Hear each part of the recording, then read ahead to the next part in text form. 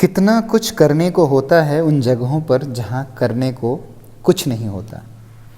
सुबह देर तलक बिस्तर पर ऊँघते उन लकीरों को छूना जो खिड़की से छन कर आती रोशनी चेहरे पे बनाती है। फिर उठकर बेपरवाही से बालकनी में बैठना, टीवी और स्मार्टफोन की दुनिया से दूर इन आँखों को पहाड़ों पर जमी पेड़ों की काई को तकते सुकून देना,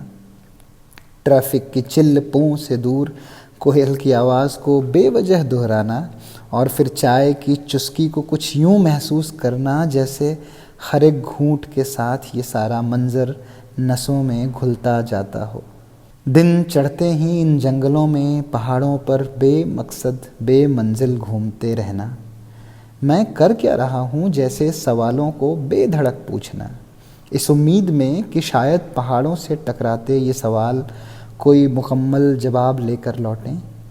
रिश्तों की उलझी कई पुरानी गांठें खोलना, इस हमाम में मन पर मैल की सारी परतें मिटाना, मैं ही हमेशा ठीक हूँ जैसे बेफजूल सारी शर्तें हटाना,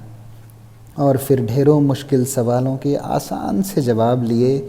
शाम फिर उसी बालकनी में चाय की सोहबत में लौट आना। शाम की हल्की बारिश में कचनार और गुलमोहर के फूलों पर बूंदें फिसलते देखना, पहली बारिश में मिट्टी से रात रानी के फूल की खुशबू बिखरते देखना, और फिर बिस्तर पर लेटे खिड़की से देखना चांद का रुमानी अंदाज,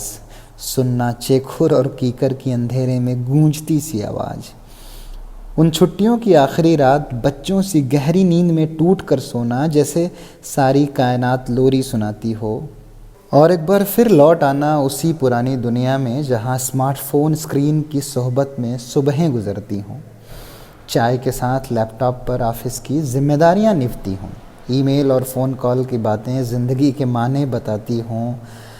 रिश्ते फिर उलझने लगते हों, सवालों की लड़ी फिर से मन में कुलबुलाती हो,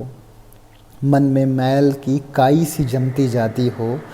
मखमली बिस्तर पर ठीक से नींद नहीं आती हो। काश वो सुस्ताती सी पहाड़ों की ज़िंदगी मेरा झूठ और ये दौड़ती भागती सी ज़िंदगी मेरा सच नहीं होता।